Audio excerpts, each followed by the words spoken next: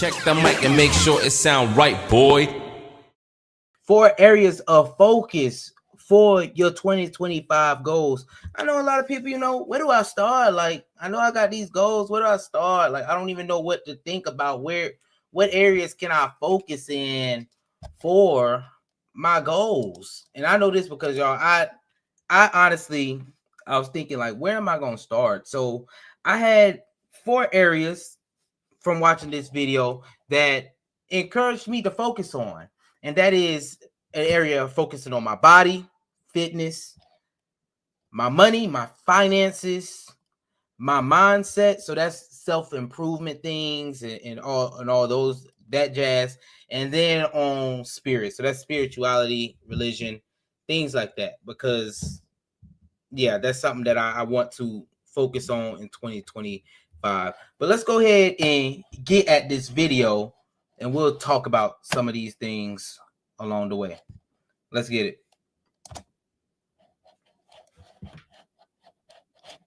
So what if there was a button that you could press and instantly improve 40% of your life? How fast would you smash this thing? This button actually does exist. It's your habits. And that's why in this video, we're going big. Because you've heard the usual advice, drink more water, get up early, and that can help. But I want to talk about the 4 key areas of your life: mind, body, spirits, and money, and give you my favorite personal habit that made the biggest improvement for each. Let's go. This one literally scares me out of my seat. So the Mayo Clinic analyzed 13 different studies on physical activity.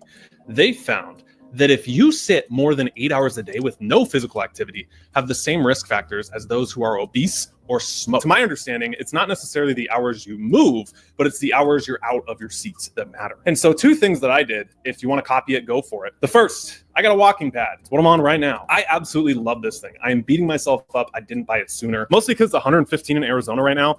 If I go walking outside, I will come back looking like a dehydrated tomato. But also, I'm getting 10,000 steps daily watching my favorite show, Survivor. Seeing the triple idol play, backstab, blindside while I'm getting 12,000 steps. If you want this exact walking pad, I love it. I'll link it down below where I got it on Amazon. Nothing kills the vibe more than things that look like exercise equipment, so I love the wood grain on this one. The second is a standing desk. When I compare the days that I stand more versus the days that I don't, it's amazing how much more productive and how much I feel better on the days where I am standing for a couple hours. I try to have a rule that if I work 8 hours a day, half the day I'm standing up for it. Finding movement that doesn't feel like work or you have a ton of resistance towards, I think that's the best tip to reduce the sedentary lifestyle. All right, y'all. Your body, yaddy, yaddy. Your body, yaddy, yaddy. It's definitely something that your body is definitely important, y'all. Let's be real. Fitness is important. This is coming from somebody who I've pretty much been fit a lot of my life. Since I started getting active, probably I would say about 7th grade, I've pretty much been fit. However, recently, I would say within the past year and a half, that changed for me. I haven't really been, my body hasn't really been in top shape. What I like to call a money belly. That's just, I can eat good because I got the money to afford to eat good. So I'm always eating good, eating my whole meal, had a money belly. So body to me is definitely something that is important and of top importance for me. He said, he's doing the walking and sedimentary and all those things. However, fitness, guys, we need to get in our fitness bag in 2025. It is of more importance than anything that you at least look good. You might not have all the money in the world. You might not have a lot of things, but if you look good, at least we know that you have the discipline to do something in your life. And it's not only with working out or going to the gym, guys. We need to eat better as well. We need to watch what we're actually putting in our bodies. Drinking only soda and not drinking your water or not eating vegetables. I think I'm 26, y'all. At this grown age, I think that's unacceptable. It's unacceptable. I tell folks, grow your taste buds, my boy, because that is ridiculous. You telling me you can't eat vegetables because you don't like them? You eat like you a little toddler, some little kid. But body to me is very important. And I've honestly made, because I've been focused on money, y'all. You know, I focus so much on money and all those things. I've let this part slip. That part has slipped. It has been very important for me. Even over these holidays, I haven't been on my stuff 100% like I normally have been with my system that I have set in place, because I've been on the road so much. I have like a road system where everything kind of is the same if I'm on the road, but when I come back home, it gets messed up because I'm doing so many other things that really don't align with the system that I had set in place. But I say all that just to say we need to make sure that in your goals for 2025, you have something physical, something that has to do with your body, a goal set for you in place. And in another video, I will be telling y'all what goal I have for that, because y'all, you don't want to, it's easier now if you're young. It's easier now. Even I think it's easier to start now than it is to start down the road. I'm telling you, it's easier to start today. I don't care how you look, how you feel. It will be easier to start today than it will be to start a year from now, 2 years, 5 years from now. You're only getting older. You're only getting more out of shape as you go. So in 2025, make sure that you're focusing on your body, guys. It is of in very high importance that you focus on your body. You want to be healthy. You want to be able to live a long and prosperous life. Let's go ahead and continue with this video, though. It breaks my heart because a lot of people have the belief, well, I can't invest money because I don't have money. And that seems true, but it's completely backwards. We often don't have money because we're not investing. Now, this is not official financial advice. I'm not qualified to give that.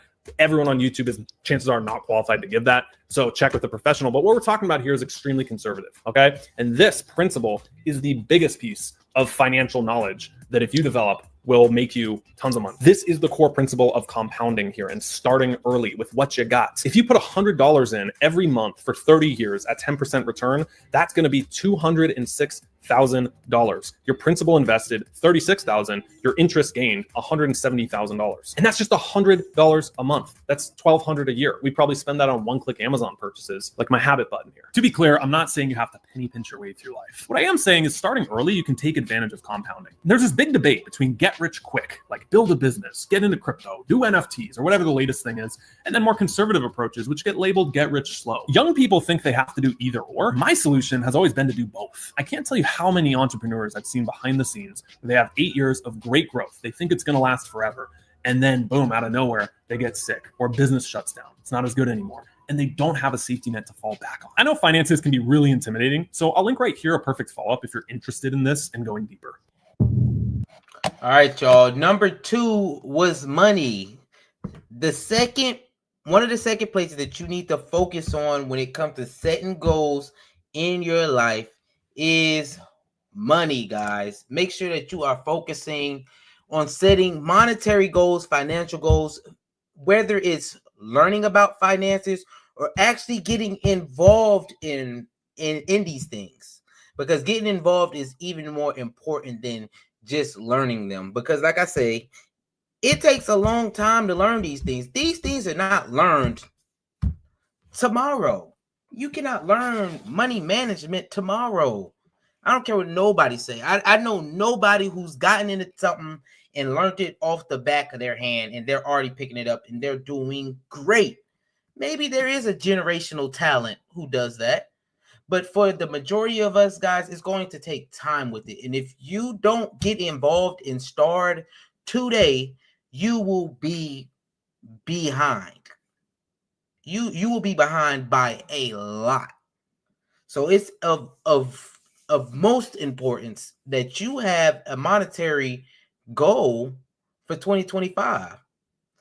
Of course, y'all, I've had my big monetary goal for some years now, paying off my student loan debt. Maybe yours is paying off some debt that you have. Get your car payment out the way so that you can start focusing on this. Maybe yours is saving up some money so that you can actually take a nice trip for yourself this year, or saving up some money because your kid's about to go off and they need a car or something. You know, monetary goal, it will help you have some financial discipline, which we all need. We all kind of spend a little bit out of our class and out of our wage. So having it just naturally happens. As soon as you get more, you want to spend more. Or not even that you want to spend more, you can spend more, so you will spend more. That's a lot of times how that happens. So without the financial discipline that it comes from setting financial goals, monetary goals, and hitting those, you'll never progress in that, and you will always be behind when it comes to money. And I did like where he was talking about the compound interest. If you do put your money into the market and you just do like a regular simple ETF, a lot of 10% returns or whatever, not over 10 years, you see how much money you could make just by participating at a base simple level. And maybe, who knows, just by you participating in that base simple level over the years, you will get more advanced, you will get more strategic, you will have more plays that you can play with that, just because you've been involved with it so long. But you need to start today with learning these all the monetary wisdom that's out there. Start today. Make that one of your goals for 2025, guys. If you don't have any money goals for 2025, I don't know. You're gonna get left behind. So get with it. Let's go.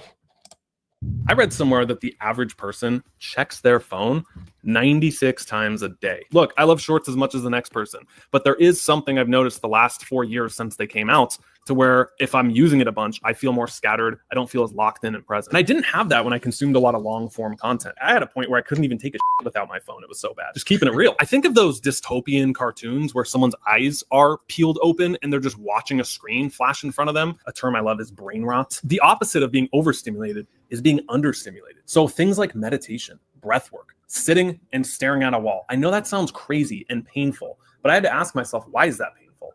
Why can't I just be okay with myself? Why do I have to cram every spare minute before I'm waiting for an improv class to start with more social media content? If you want to go hardcore mode on this, I use something called Brick. And this is a product I haven't seen anyone talk about, but I absolutely love this thing. To reclaim your mental headspace is this habit. Okay, y'all. Your mind is definitely something that y'all need to focus on. You need to be developing your mind. You need to be learning this year. Learn something new in 2025. But also, what this applies to, of course, I say self-development does apply into that, getting your mental up to par. But I'm going to go list off a lot more. Maybe it's reading books is something that falls under your mental, because you're learning something. Maybe therapy is for you. Detoxing from the several vices that we all have. Your phone, pornography, liquor, weed, it clears your mind. Clearing your mind, being in a state of not being intoxicated, not being influenced by these spirits. Y'all know liquor is called spirits because you act like somebody new. You act like somebody you're not. It's like you got took over by a spirit.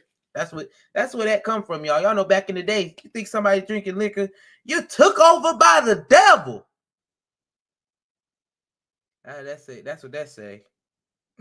that's what they go, because you're not acting like yourself. Somebody else that took over your body. Anyway, guys. Make sure you're focusing on something that will mentally challenge you. Maybe you mentally need to clear your mind, guys. I know that for me, sobriety journey, that's always a good one to do. That's always a good one to do, especially if you drink, if you smoke, take you a detox. Hey, if you gooning all the time, if you're a super gooner, go on ahead and lay off of that for a little while. Clear your mind of always being sexualized, of being always sexually stimulated, Clear your mind from that. Clear your mind, guys. Gain a new skill, learn something, do something mentally challenging that will challenge your mind. It's very important in your growth as a person, because you don't want to be the same person that you were in 2024, leaving 2025. Set them goals for that, y'all. And last but not least, on the goal one is your spirit, y'all. This is the one I need. So let's go ahead and let's get through it. I want to share something personal I've never shared in videos, and I haven't been ready to talk about it for the longest time, but I think it's a good time and it fits here. I have my own struggles with faith. I was raised Christian, and I didn't agree a lot with what was taught in the church. I had issues with theology, and it pushed me away from God and religion altogether. And so in my 20s, I got into spirituality, New Age. And at the start, it was amazing. There were no rules. You could kind of pick and choose what you wanted to believe, what sounded good, what felt true. But the deeper I got into spirituality, I was left with this emptiness, that it was extremely isolating and it felt very selfish. I don't mean selfish as in, you're a jerk to people and you're hoarding resources. I mean self-centeredness, that it was all about you. It was the universe wants to manifest through you. It wants you to have a nice car. It wants you to have millions of dollars. And then I saw people deeper than I was on the spiritual path, and they seemed way more lost than others. They seemed deeply unhappy behind the scenes when I'd hang out with them at masterminds, or their life and family was a wreck, or they didn't have a family and it was extremely isolating. I started to see values in traditional teachings like religion and Christianity, the nuclear family, raising good kids. For the first time in a decade, I started praying. I said, God, use me. God, use me. I didn't know what it meant. I just said it over and over and over again. And I would sit down on my meditation cushion and I would pray to Jesus. And I felt waves of emotions. I started tearing up. I got chills down my spine. I started reading. I went out and bought my first Bible in 20 years, started opening it up and reading the Gospels every day. And to be fully honest, I don't know what I'd consider myself. I think I'm still searching, but I'm pursuing a path with spirituality that feels like it's something bigger than me. I don't believe that we're all these 180-pound meat bags walking around for 80 years, ordering Uber Eats, watching football games, drinking beer, and then we die. That's it.